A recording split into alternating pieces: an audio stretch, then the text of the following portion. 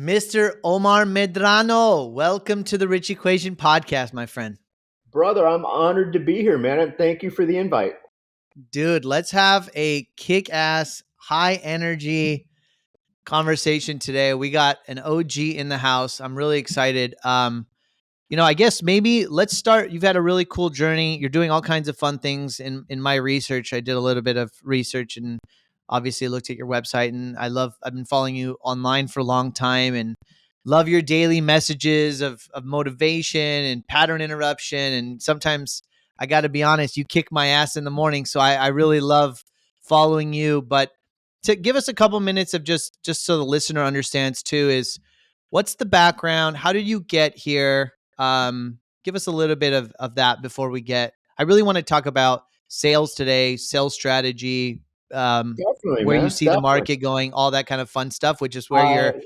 I was a That's your. financial advisor, and I've been an investor since I turned 20, so 30 years. So I can talk about that. Sales. I wasn't always a leader in sales. In fact, I was the opposite. I couldn't even speak. I had so many limiting beliefs growing up. They had me in ESOL, English for Speakers of Another Language, kindergarten through second grade, because they saw a Latino. And back then, Miami wasn't the international city. So I couldn't even ask out a girl. One time it took me 40 years to ask out a girl on a date. Now, it didn't take me 40 years to get one, but it was my neighbor, and yeah, I couldn't ask out because, oh my God, I figured that fear of rejection, that there'd be like the Miami Herald would find out, that if there was CNN back then, they would find out, everybody would find out. So yeah, from that guy to being a sales guy, it was a process, it was a journey. Yeah, amazing. So you've grew up in sales, financial services. You started doing some franchising, and now what are you doing? Now, what I'm doing is, I know you spoke about valuetainment. I was there for half a year. Okay. I recently left, and not nothing to do with that. I've just been blessed that I've had so many people as mentors. I spent a Mm. year with Ty Lopez. I've had super coach Michael Burt. I Mastery University with Tony Robbins. Climbed the telephone pole in Fiji. I'm a Grant Cardone licensee. Soon to be TEDx speaker this Saturday in Houston. So you know, Mm. I'm always about pushing my boundaries. I love it. I love it. Okay, so I really have been personally immersing myself in all this sales content recently and looking at I'm studying a lot of Alex Harmozy. I'm sort of new to that, if you could believe it.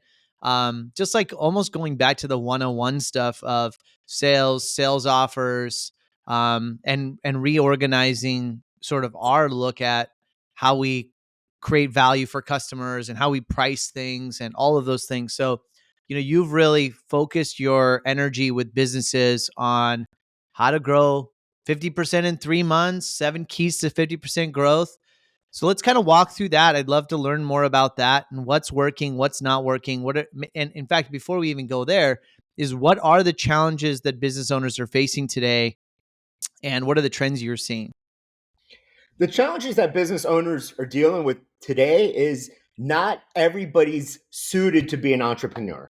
The simple thing is, everybody drank the Kool-Aid, everybody watched the social media video, and everybody's like, oh, I can be an entrepreneur. I can create a side hustle. I want more time. I want my weekends off. I want to spend time out on the beach. I want to spend time in Fiji. It's not going to happen. It's a process, man. You're going to be married to it. And most people don't know how to market, don't know how to promote themselves, don't even know customer service, don't even know how to hire, don't even know how to train. But yet, hey, grandma told you those vegan cookies were amazing. They were spectacular. You don't even know if there's demand for them. It's a family member or somebody trying to get in your pants saying, yeah, I love your recipe. No, that's a recipe for failure. And Mm. let's say you do have a brick and mortar. You opened up a business. Congratulations. Well, is it a bad location? I don't know. To me, there's no such thing as a bad location. Because with the power of social media and guerrilla marketing, get your butt out there and market your business. Market that sale, market connecting with the consumer like it's your next breath of air. Because believe it or not, this is life and death. Nobody wants to go from hero or supposed hero back down to zero. It's the glory story that everyone gets wrapped up into, and then they're just not willing to put in the work. And I think that's where we see most people fail. I totally agree with you. I don't know what it was about COVID, and you're right. It was probably a lot of social media. People were taking opportunities to, like, be a millionaire in 6 steps, and try to buy a business or be a real estate investor where you have no idea what you're doing. In less than Where 90 is days. I was mowing lawns not too long ago, but now here I am living in La Jolla.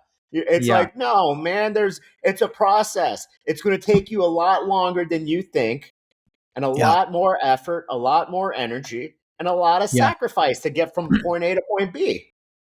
Well, a lot of listeners are entrepreneurs either already, or they're looking to make the right move or maybe they're waiting for the right move. And I think the last couple of years, definitely people have got in too early at the hype, didn't have the skill sets, didn't have the management tools, didn't have the foresight to see demand start to repeat. So, or to kind of slump. Where do you see opportunities either to buy businesses? Where are you seeing sort of maybe micro segments of opportunity and services, or where are you kind of nibbling at right now as we kind of perhaps scoop at the bottom? What's your outlook in the market? My outlook on the market is so many people drank the Gary V Kool-Aid. Passion, Yeah. follow your passion, and the money will follow. Hey, my passions are snowboarding and LSU. Should I open up an LSU store in South Florida, or should I open up a snowboard shop here? No, man. Quit doing that. That's the Mm, that's the fastest way to failure. That's the fastest way to bankruptcy. Passion does not pay. What you need to do is you need to monetize what you're good at. yeah. Yeah, I'm a fast talker. I can connect with people. I can understand people's world. So that's why I stayed in either sales or business or helping other people grow, other people scale. There's a growing need. Everybody always looks at the negativity. Oh my gosh, AI is going to put me out of business. Oh, before it was the robots. Before, there's always an excuse on Mm. something's going to put you out of business. You know what you do? You monetize what you're great at, you double down, you keep on reinvesting in that, and believe and steal market share, and before you know it, nobody's going to take your lunch.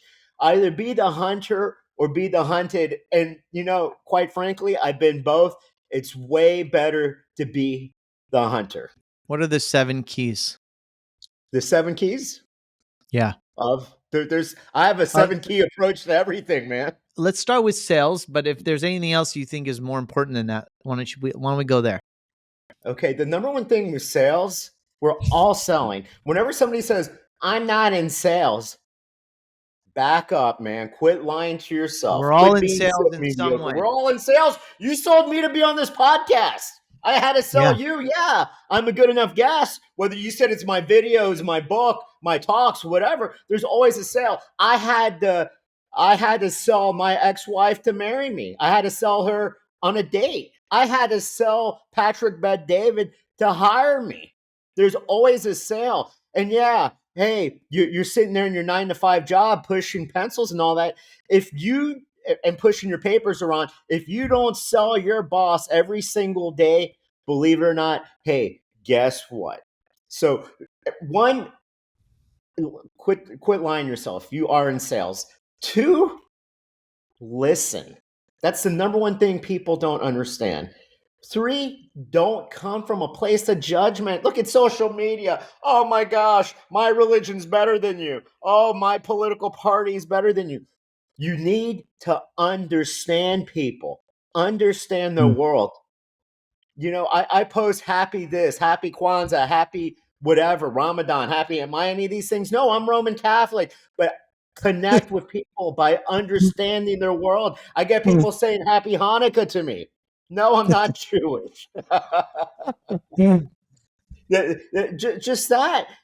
And then also, everybody wants to memorize like a script, or memorize the 27 benefits of their item, their product.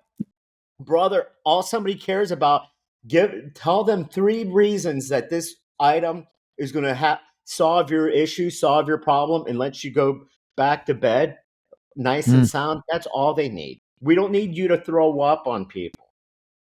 You mm. know what? Everything, we know what to do. We just pretend we don't. We're waiting for the new sales book. We're waiting for the new cookbook, the new diet book, the new book from John Gray on how to create relationships. It's all common sense. Hey, another way of creating more sales, pick up the phone. So many people had the cleanest desk, or, oh, I'm busy doing nothing, busy doing stuff. Are you doing the things? Are you making the phone calls to create sales? Because, it's amazing. There's no business I know that they just walk into the door, unless it's like a Chick-fil-A or a McDonald's. Chick-fil-A, you're a glorified manager. Congratulations. And Mickey D's, you better have a net worth of millions of dollars if you want to open one up. So fascinating. I know. I totally agree with you. I'm laughing because I just love your energy, and your energy is exactly what you see online. You do these like, they're almost Well, like, dude, I would do like 5 minutes and 10 minutes, and people would be tuned out because it's the TikTok. Oh my gosh, well, I but need what I my mean is like, dopamine. I need my yeah, dopamine now. Let me scroll. Let me scroll. Let me scroll. yeah, If somebody would have told me 30 years ago that I want to had to take library science, I want to had to do the microfiche and the Dewey Decimal System, and I could do term papers like that, or I could have, you know, literally, we're in an information superhighway, all this vast amount in our pockets or in our laptops, but people are watching videos of dudes kicking each other in the balls, man, or downloading porn, or cyber stalking their ex-girlfriends and ex-wives. It's like, come on, man. I mean, whatever answer yeah. you want, you can find within a minute. Well, you're doing a great job of kicking people's butt, and I'll be honest with you. Like, even me, I listen to your morning little manifestations, and you're like kicking people. Like, let's move, let's go. And where does that come from you? Like, what part of you do you have to tap into to pour that out? Is that for you? Is that for other people? You really I'm got to. selfish, dude. Do you want to know how it all started? Yeah, And of now I'm course. coaching myself, but at one time, the origins of my 1 minute message, or my 2 minute, at 7 minute videos or whatnot. My ex-wife's best friend had a teenage son. He was going through a lot of stuff. And granted, I get that Mm, because I was there. There was a time before I didn't even know what personal development was. I didn't know what business development was. So I would do these videos, and I would post them. And I would post them for him to watch. And it actually helped him. It helped him get out of the funk. Everybody has this funk. The problem is totally. everybody is chasing the money. Most of these personal gurus, I know most of them. It's like, they post that they're Christian, and that they're a prophet, but they're looking at profit. It's like, help someone down, man. Don't be like, hey, I will help you, but how much money can you give me? No, why don't we help people? Why don't we live in service? Why don't we pick other people that are down? It's like what the great Zig Ziglar once said: the key to success is to help see other people succeed. And that's where it comes from. Am I Mm. energetic 24/7? I wish. But, just like everybody else, I put my pants on one leg at a time, it seems. Well, I feel like secretly you're getting the most benefit, right? Selfishly speaking, you are getting the most benefit. Of course, you're pouring into other people. Of course, you're sending that teenage kid a message. And I do this too. I do it in the form of text messages sometimes. And I think people underestimate the value that we get by pouring into other people. And you can do it in brave ways that you're doing it, which is like you're recording a 60-second video, you're sending it out in the world, or just a simple text to 3 of your closest friends of, I'm thinking about you. Oh, I'm yeah. sending you some strength. I'm sending you some courage. I do that all the time. And Yeah, so good. I will send. It slowed down this past week or 10 days because it's tough to memorize a 10-minute speech, especially at the age of 50 for a TED talk. But usually, like, anywhere from 3 to 6 text messages, not only to clients but to friends, to family, to Yeah. people out there that are hurt. Now I'll DM somebody that I know on Facebook that's going through stuff. It's not like, hey, why don't you book a 15-minute? I'll give it to you for free, but how much can you pay me? When you hire clients, clients are attracted to you. They feel like, Mhm. yes, I'm in. I want the work, Omar. I want to do it. What are and let's say, they actually jump in. What are the obstacles that you experience, or what are the obstacles they experience? I guess maybe the original thought of, yeah, let's go in, and then they really get deep into it, and then they see these, like, what are the real limiting beliefs that show up for them as they're going through the real work? That's a great question. Now, the obstacles everybody goes through, it is their limiting beliefs, the self-destructive patterns. It's all our limiting beliefs. We are not good enough. So yes, as a business Yeah. coach, I am also the personal development coach. I want to go deep down inside before I hire somebody or my freebie. It's like, what is stopping you? What is this limiting belief? Why do you keep on self destructing? What are these self destructive Mm, patterns all about? And believe it or not, we all have them. And it just mm. stems from our childhood. We all, nobody had the perfect childhood. And even those that we think, oh my gosh, they had everything handed to them, everything was amazing. We don't know that. That's something that we judge ourselves. But yes, but years ago, yes, I did the personal development, but I was always like the business development. Just do it, just do it, just do it. Man, Yeah. sometimes we're going through stuff.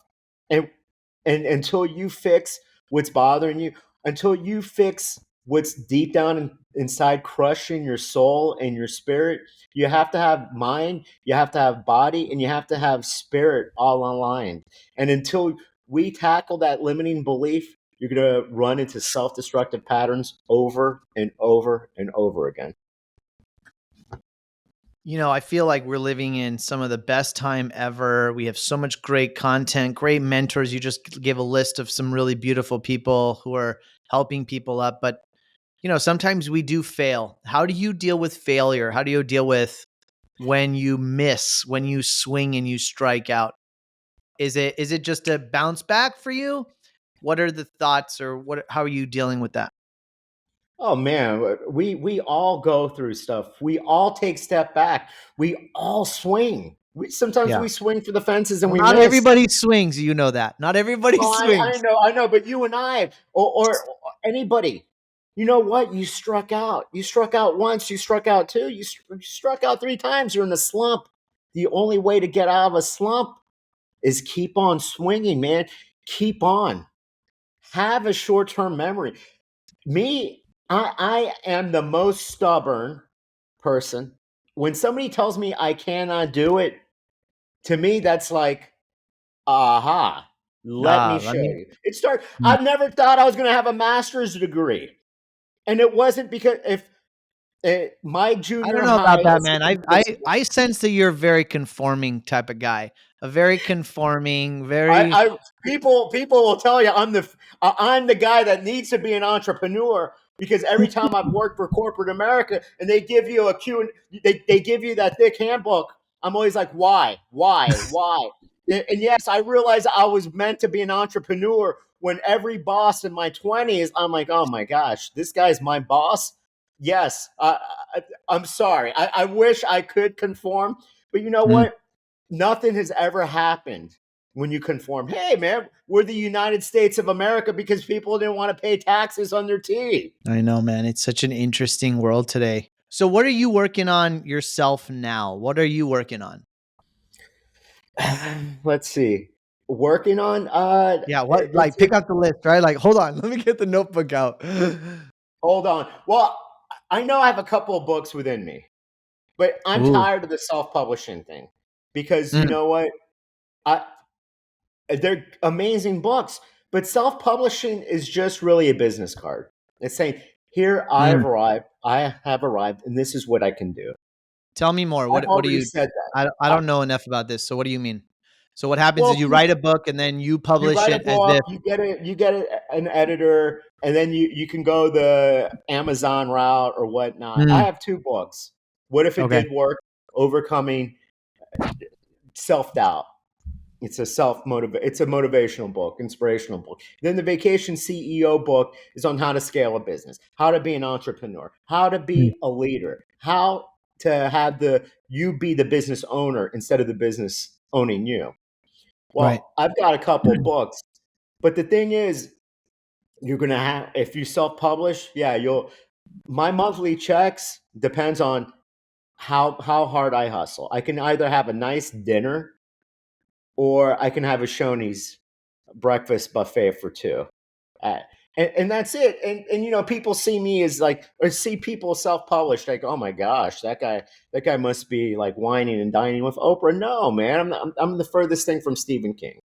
But I do want I do want to get a book deal so I can see my it's the ego. I would love to see my books at an airport or at Barnes Yeah. and Noble or stuff like that. That and it's crazy because for years it was like a TED Talk, TEDx, TEDx, TEDx. Now it's like crossing that finish line. Okay, well, do I want to do a second or a third? It's I'm always the person that's just trying to find something to conquer. My goal though has always been to help more people. So When you're just to be in looking service. yeah, when you're looking behind the kimono in businesses, let's talk dollars and cents, and we're looking at growing sales, cutting expenses, really growing EBITDAs in these companies. What's the silver bullet? Where are you seeing the biggest trends of either mismanagement or lack of say, like, what's the trend that you're seeing in the balance sheets, in the income statements? The biggest thing that people do, there's two mistakes. One is, and this is an investing too, buying a falling knife. When Mm, something's too good to be true, when you buy someone's headache, when you buy another business and they're bleeding out, you see the narcissist in us. yeah. It's Ah, like, hey man, I can solve I'm this. the business guru. I'll put up a banner under new management, man, and my skills. I'm the turnaround king because we see that we see all these shows. I want to be like Marcus Lemonis, or I want to be this. It's no different than buying a stock that's broken and you keep on dollar cost averaging all the way down. And it's a painful lesson. It's a lesson that'll cost you a Mm. lot of money. A I lot of see that. people do that. I see that thought or pattern even in myself right now because I think, I mean, on our podcast and and some of the things I'm doing is we're talking about catching the falling knife. We're talking about where are the opportunities and all this distress and the quote unquote recession and you're right. You see that narcissistic. I can solve it. I can find the opportunity. I'm the better manager, etc. Super spot on, man. That's spot on. We are our own worst enemies, man. Mm, mm. So what do we do? Just sit around, sit tight. No, man, no, because believe it or not, those are lessons. You don't have to go to school necessarily. Some lessons cost time, some lessons cost money. Now, the person that keeps on losing their shirt by buying distressed businesses and trying to be the turnaround king, either they're going to go to zero or hopefully they learned their lesson the first time around, so they don't touch the hot stove. I'd recommend is the thing with entrepreneurs is, and I've run into this. They're narcissists. It's like, well, you can't help me because I've owned franchises or I've owned brother. You need help. Quit lying to yourself Yeah, you're at a you're crossroads. one of 2,000,000, bro. You're not one of one. You're one of 2,000,000. Exactly. But if you hear most entrepreneurs, they think they're the next Warren Buffett. You're not Warren Buffett. You're not Charlie Munger. Everybody needs help. I've had coaches. I've had mentors. I've had all the above for many years. Though the best way to scale is to always hire a mentor, hire a business coach. Hey, people don't like me. That's fine, man. There's a million out there. Unfortunately, though, what people usually do hire is somebody that's like, I've got my coaching certification from the John Maxwell School. Okay. Or from the Grant Cardone School of Coaching. Okay. How many businesses have you ever owned? Well, I got my certification. Okay. How many businesses? Yeah. And don't get me wrong, man. Congratulations. Kudos to you. But that's like me going to my priest to talk to me about raising my kids. Or if I'm silly enough to get married a That's second funny. or third time, asking him for advice. But yet people do it all the time, man. They're like, well, he's my first business coach. God bless her. She got me from point A to point B. She was a Mm, Tony Robbins coach, and she helped out a lot, but she couldn't help push me forward because when I asked her, I'm like, how many businesses have you owned? She was like, none. I mean, yeah. no, Yeah, they're running a playbook, right? They're running a playbook. exactly. And that's fine, man. But people, entrepreneurs, one, get help, and two, ask for, when you get that guidance, ask them, how many businesses have you owned? How much Yeah. money have you made? Yeah, yeah, yeah. What is your biggest They're deal? all What is big your exit system. strategy plan? Stuff like that. Yeah. Well, I think that you're touching on a really important issue, but also just the scale of how many entrepreneurs got into the game in the last few years because of all of this, like social media, buy businesses, the Cody Sanchez strategy, invest in real estate, go flip, go buy Airbnbs. And not that that's bad. I think that No, if you want freedom, if you want flexibility, if you really want the grind and the struggle, then go do it. But you're gonna be served a real hard truth of what life is, and you have to surround yourself with the right people who actually have the experience. And I just think that's a big opportunity for people. So like that's where I'm coming from is I think a lot of people, like you said, are going to do it and realize this. I mean, it's the first thing you said today, right? Is this is not for me. I'd rather go amen. work for a guy, make 100 grand, There's and nothing wrong with that. There's there's nothing nothing wrong with wrong with being that. an entrepreneur. There's nothing wrong with that. It's like step away from social media.